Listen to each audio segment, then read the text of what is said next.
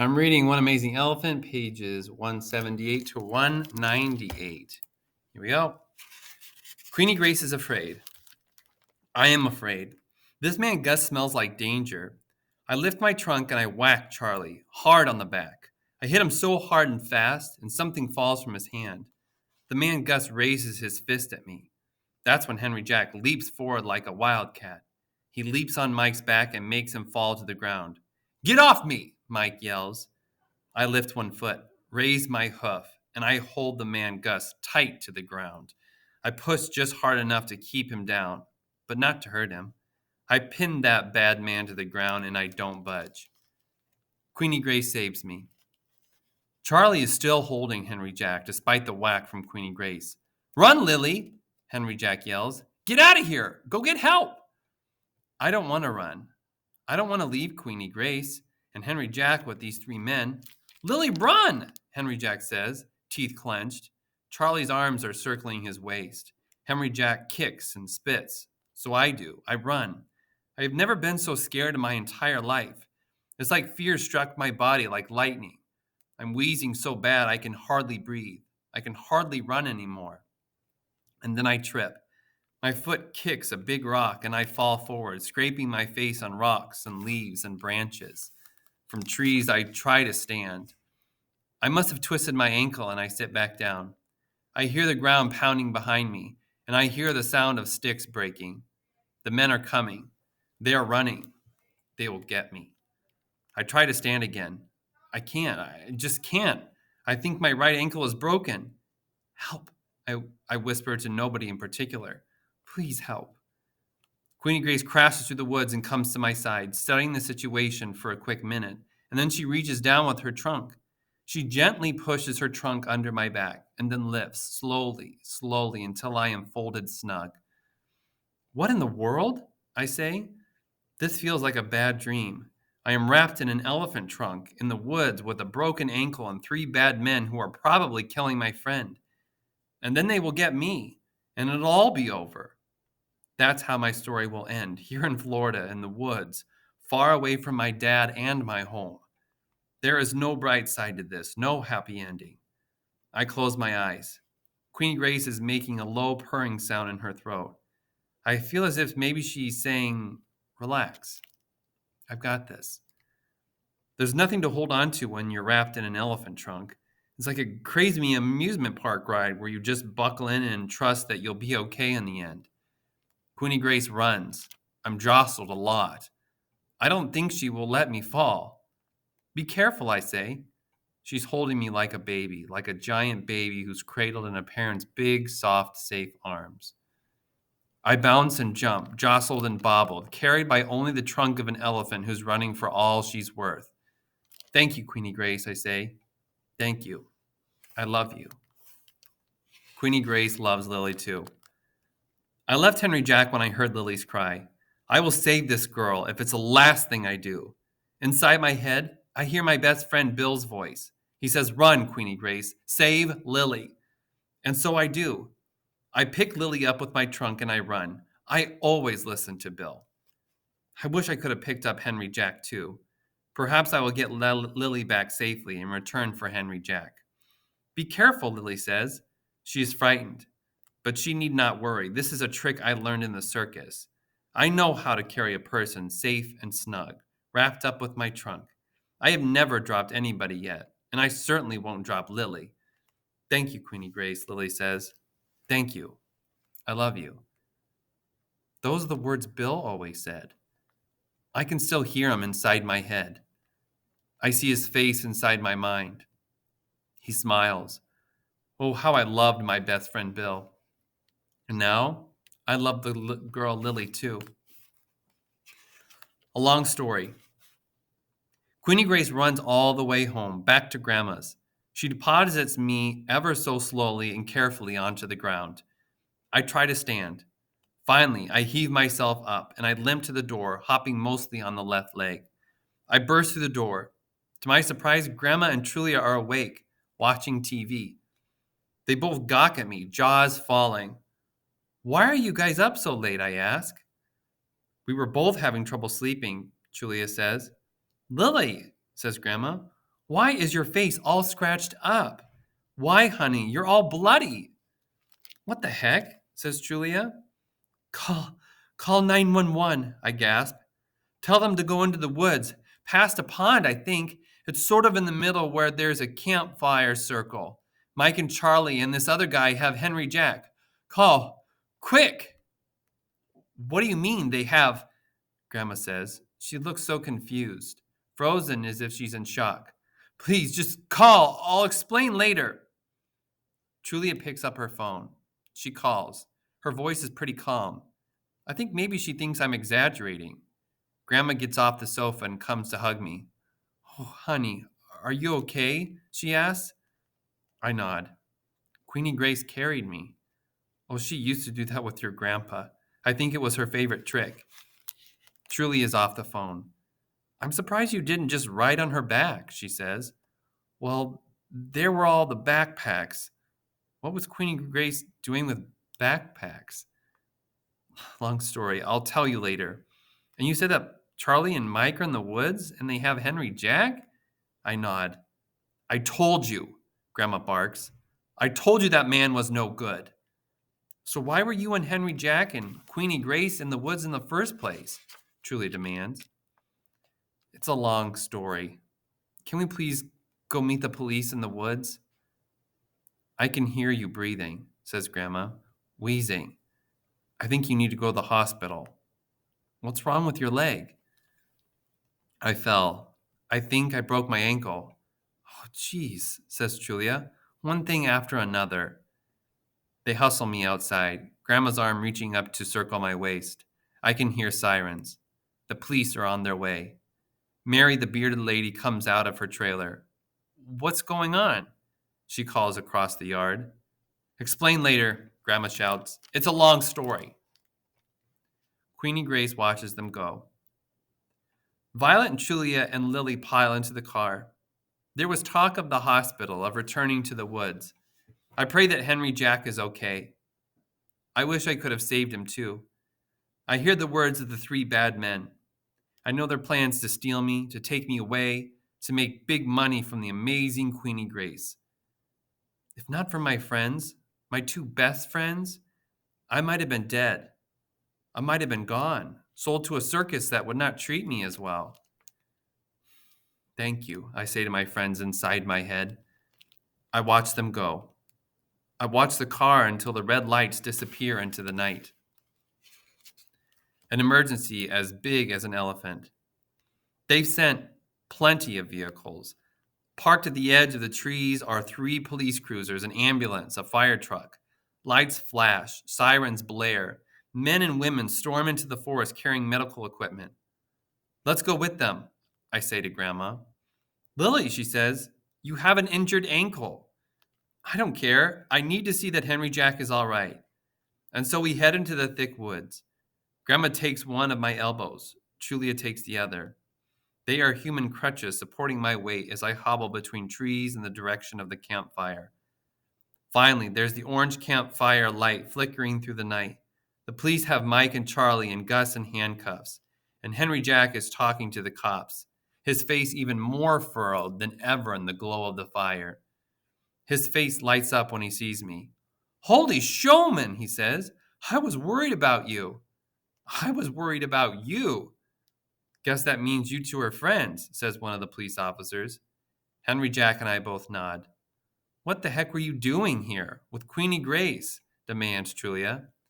Henry Jack waves a hand. Long story, he responds. Tell you later. I didn't do anything, Julia, Mike calls. Likely story, Grandma retorts. That would be why you're in handcuffs? The kid jumped on me. Charlie had to hold him in self-defense, Mike insists, his face scrunched up. Yeah, right, I retort. The handcuffs around Mike's wrist make me brave. Why don't you tell everybody why you three were doing what you were doing here in the woods? I say to Mike, my elbow still held by my mother and grandmother. You had plans to steal Queenie Grace, to sell her and make money. Mike just shakes his head. Gus kicks at sticks and Charlie scratches his beard on his shoulder. Darn kid should go back to West Virginia where she belongs, mutters Mike. Trulia drops my elbow. You will not talk to my daughter that way, she shouts, stepping close to Mike's face. I have half a mind just to slap your face. Ma'am, says one of the officers, calm down. I told you that man was no good, Grandma mumbles, still holding my right elbow. And that darn elephant needs to go, Charlie says. It had Gus pinned on the ground, just held him down with her hoof and kept him there. Queenie Grace was protecting us, I say. Oh, and that's why she tried to crush a man? Mike spat. If she wanted to crush him, he'd be flat as a pancake, Trulia says. The police start asking questions about Queenie Grace. How old is she? Who's her legal owner? Has she ever hurt someone? Grandma, small and steady, answers all their questions. She's calm until she starts talking about Grandpa Bill and how he just died, and then she dissolves into crying.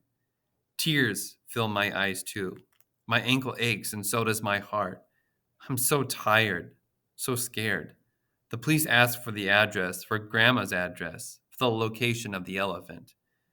I swear I hear Grandpa's scratchy voice inside my head saying, Save Queenie Grace. Take good care of my girl. Grandma, I say, can we go back now before they get to Queenie Grace? I'm afraid they're going to take her away. Grandma hugs me. I'm afraid too, Lily. We get back in the car and the police are still in the woods, talking to the 3 handcuffed men and to Henry, Jack, and Faith. She showed up while the bad guys were being put in handcuffs. Grandma Violet drives, fast and furious, and we ride in silence. When we get back to Grandma's place, I say, May I have some alone time with Queenie Grace? Of course, honey, Grandma says. Grandma and Trulia go inside, and I go to Queenie Grace. I'm really sorry, I say to her, reaching out and touching the skin of her trunk. It was a bad idea, that running away thing. It might have made things worse, but at least the bad guys can't get you now. That's the one good thing, right? The elephant snuffles. My ankle hurts, and so I lie down, on my back, under the stars. I keep talking, looking up at Queenie Grace. So I'm sorry if me being here caused any problems for you. I never meant for that to happen. I've really started to like you, to love you, Queenie Grace. I can see her eyes shining watery in the light of the moon. Queenie Grace lowers herself slowly to the ground. She lies right next to me, just like she did that time when I was little, when I fell off my bike. This time, though, I have no fear. All I fear is comfort and love. The swishing tail, flappy ears, bristly, rough hairs, the snuffling sounds of her breath, the swinging trunk. We lie side by side, Queenie Grace and me. It's a universe of elephant. Except now, I'm not afraid. Now I can feel the heat of Queenie Grace, and I can hear her breathing, and I feel no fear. Nothing but love here. The universe of elephant has become my world. I cuddle up to her. Queenie Grace, I say, you are one amazing elephant. Queenie Grace is taken away. Oh no, they are taking me away. I tried to save my friends. The bad men are the ones who need to be taken away. Violet takes off my howdah, unloads the backpacks. Police officers are telling her that she can make a choice. Let them decide where I go, or she can make a choice. The sanctuary in Tampa, she says in between weeping. Lily and Henry Jack are sobbing too. Even the officers look sad. We are just doing our job, ma'am, one of them says to Violet. He pats her awkwardly on the back. The elephant could be dangerous. After all, she did pin a man to the ground. I am not dangerous. Trulia goes inside, slams the door. What's going on? Calls Mary across the yard. Nobody answers. They are crying too hard. If Bill were here, he would tell them. If Bill were here, everything would be okay. Easier to ask what's right. The emergency room swirls with people and problems. Somebody gags and throws up. Somebody else mutters something about how the world is ending.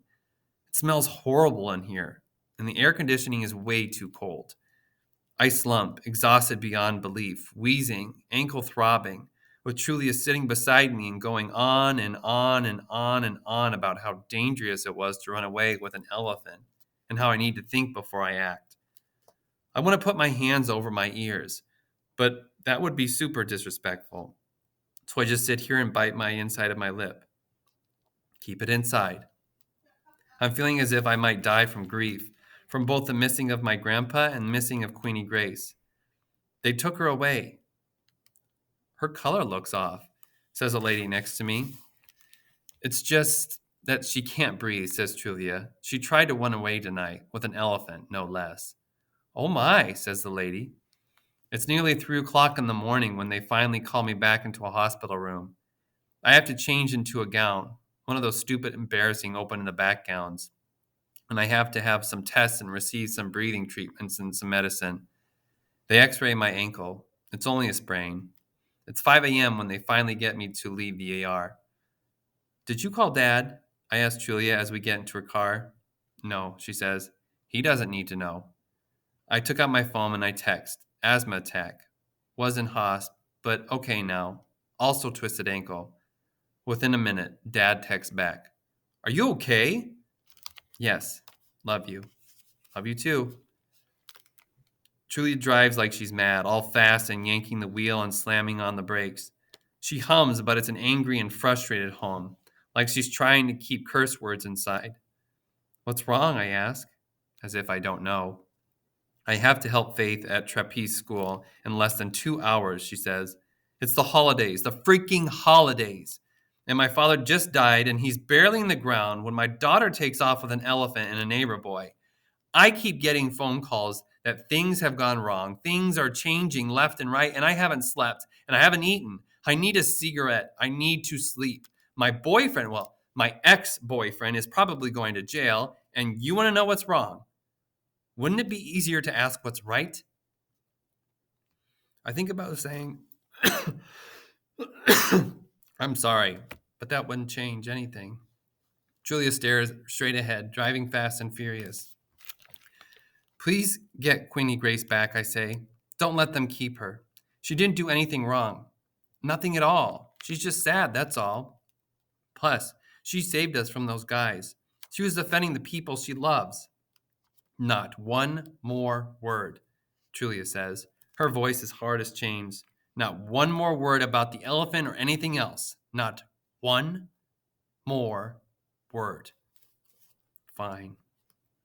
I slump down into the seat, cross my arms. I'm not wearing my seatbelt, but she doesn't even bring it up. Of course not. I give up. I will never have a mom who takes me to the hospital without complaining. And I will never have a mom who tells me to buckle up because she loves me.